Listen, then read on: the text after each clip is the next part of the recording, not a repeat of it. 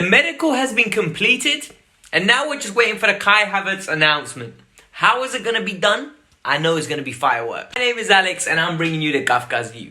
I hope you guys enjoy it. We're covering 3 major stories today. Number 1, Kai Havertz passed his medical at Chelsea. We're going to give you all the details you need to know about that. Number 2, Kepa Arrizabalaga gets a backing from Petr Cech. Is he going to be our number 1? And number 3, a potential replacement for Kepa, who's been linked with the club. We're going to talk about all that and much more. Stay tuned, enjoy the video. I only have one plug, and the plug is simple. Hit the like button, subscribe to the channel. It really helps, and I really appreciate it. Let's get on with the video. Whether you like it or not, Kai Havertz should have been a Chelsea player for ages now. But deals like this take time to conclude, and we're going to be grateful when it is concluded. Kai Havertz has completed his medical on Sunday, and this is confirmed. Confirmed from who? Flack, Romano, Sky Sports journalists. This is all confirmed. Guys, he's going to be a Chelsea player. It's all about the announcement. We're fans. We're an impatient bunch. But it's going to be so worth it. Look, this is a complicated deal. This isn't a straight, we're going to pay money up front and be done with you. This is a deal that's going to have a lot of clauses. It's going to be £72 million, paid in staggered payments. But there's clauses based on performances. Is he going to win the Ballon d'Or? Is he going to win the Champions League? Are Chelsea going to win the league? So it's going to take time. But I'm telling you, come the first game of the season, Kai Havertz will be a Chelsea player. So it's not that deep. It's 10 days away. We can just be patient, all right? I understand you're excited. I am as well. I'm very excited about this signing. I think Kai Havertz is going to need time to adjust. But we need to be excited. This is prime Mesut Ozil level player. So, I want you guys to tell me one thing now. Where do you think he'll play? Right wing, left wing, up top, or centre mid? I need to hear that in the comments below. We have a goalkeeper. His name's Kepa Arrizabalaga. His name's meant to be Kepa. A good keeper, mate. He's not that. He's far from that. And we're in big trouble. The wrists on Kepa are extremely weak. Is Kepa a bad goalkeeper? No, he's not a bad goalkeeper. Kepa Arrizabalaga proved to me last year he had something good about him. But is he at the right club? No, it's too much has occurred. Sometimes a fresh start is needed. But is this going to happen? No. It's not going to happen because he costs too much money. The fee we paid for him was extortionate. We were held to ransom and we had to get the deal done because Thibaut Courtois left. In my opinion, it's the only time in our history where a player has forced himself out and the club panicked and spent ridiculous amount of money on a player that we shouldn't have paid.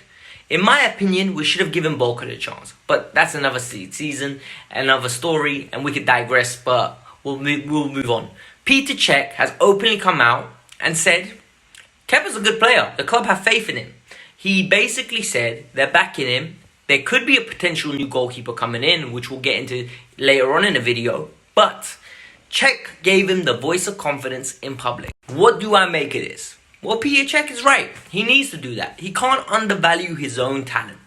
At the end of the day, if we want to sell him, what do we not want to do? Undervalue him. We don't want to offer him for 10, 15 million. Guys, we spent nearly 80 million pounds on this keeper. Can you deep that? I think it was 72 or 75 million pounds. We cannot afford to make a massive loss on this player. It will hurt the balance sheet.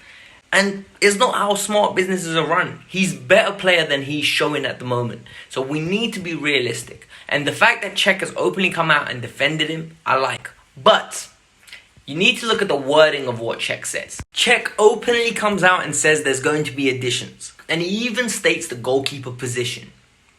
Listen, that's basically saying, listen, Kepa, sort your act out. Then he says, we hope. Keyword hope.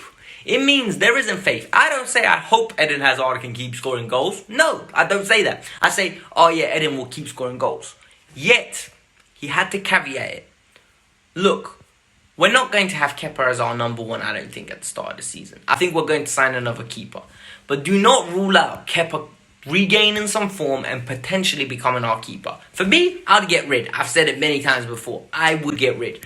But I just don't see the club doing it. I'm not going to lie to you. The replacement for the keeper, Edouard Mendy from Rennes. Listen, this is one of those deals I don't know nothing about. I'm not even going to sit here and lie to you lot. I'm going to have to do some extensive research. If you guys are interested, please tell me in the comments below. Do you want to get a 4-1-1 on him, or do you want it to be concrete and official, and then I give you the stats you need to know on the keeper? Because at this moment in time, I just know he's 6'7", plays for Rennes, and apparently he's a good goalkeeper, very commanding of his box. That's all I know from him. There are rumours that Chelsea have placed a €15 million bid, and it has been rejected. The club is willing to go up to 19, but Rennes are pushing their luck and saying, you know what, bruv? I want 30 million. Listen, stop bluffing, okay? We ain't doing it. You're going to sell him. He wants to leave. If there's direct quotes saying that the player wants to leave, he is preparing for life after Rennes. Of course, welcome to Stamford Bridge, bruv. It's a beautiful place. Rennes are preparing to sign Areola from PSG to be his replacement, and you know how the domino effect works. One by one, they're going to have that changes. We get Mendy, they get Areola, PSG end up buying themselves Sergio Rico on a permanent basis. That's exactly how these deals work. It's a domino effect. Whether you like it or not, I think this guy's going to come in. And my stance is as simple as this. We don't have a lot of money left. On the level, we've spent nearly 250 million. 250 million pounds on players already. So, the fact that we're going to get another keeper, and then potentially we're going to get Declan Rice. Raw thing. Literally raw. Like, wow. Wow. Where are we getting this money from? This is responsible from Chelsea. I'm not going to lie to you. 16 million on a keeper is decent. We need to replace Kepa. But at the same time, we don't need to go and spend 100 million on Oblak. Yes, he is world class. Yes, he is out of this world. But we need to be responsible. Financial fair play is lowered in its strictness, but the regulations still exist. Listen, I'm not going to lie to you lot. I'm very excited. I think a new keeper coming in exactly what Kepa needs. The two of them compete for the season. At the end of the season, we reassess our position. But at the same time, I'm not going to lie to you. If we can get a little cheeky loan deal for Kepa, I'll pay the flights. No problem. I will pay the flights. My man can dip and we regain some money. The club keeps a step in and we get a new goalkeeper coming in. At the end of the day, 60 million is a risk that is worth taking. We can't be silly. We can't be stupid. I think it's reliable. That's just my opinion. I want to hear yours in the comments below. Do you want Mendy, or who else would you want? Don't tell me Oblak, because I'm not going to lie to you. I'm not buying it. We're not getting Oblak. Get that out of your head. I'm going to say one thing though. Our board has been fantastic. Honestly, our board has been proactive, not reactive this summer. This summer, our board has had a game plan and they stuck to it like a great point guard in a very good NBA team, aka Chris Paul. Our board has basically been Chris Paul. They had a plan, they organized it, and they dictated it inch by inch. It was a death by 100 cuts. Literally, or 1,000 cuts. You know what I'm talking about. But honestly, it was fantastic. The way they organized this transfer window, hats off to Marina, hats off to Roman, hats off to the board and Bruce Buck and all of them. They all knew what they were doing this year. And Frank Lampard and Petr Cech executed this plan to perfection. Hopefully this works on the pitch. Hopefully this is a sign of good things to come. I'm very excited as a Chelsea fan right this moment in time. Look, there's a reason why we're going to be competing for maybe top 2 this season. And certain London clubs are going to be competing for top 4. Maybe if they're lucky. They finished 8th. And there's another one releasing a documentary with their manager talking nonsense. Listen, Jose Mourinho is a beautiful man that we all love. But he's at Spurs, and until he leaves Spurs, we're anti-Mourinho for this moment in time. But Arsenal, please behave yourselves. You lot signed Gabriel, and all of a sudden you think you're wavy. Look at our transfer window. This is how a big club acts. On a level, we don't respect you. We replace Kepa. Our problems are going to go away. We are going to be fantastic. Hopefully Lampard fixes his system, and we are going to be in natural business.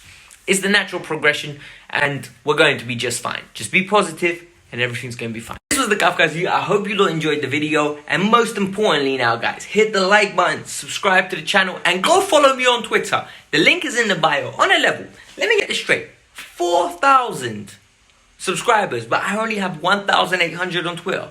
Come on, guys. Support the cause. Let's keep it interacting. Let's keep it instant conversations. I love doing that. So let's keep it interactive. Bring it in. Let's do it. Peace out. I'm out. Bye-bye.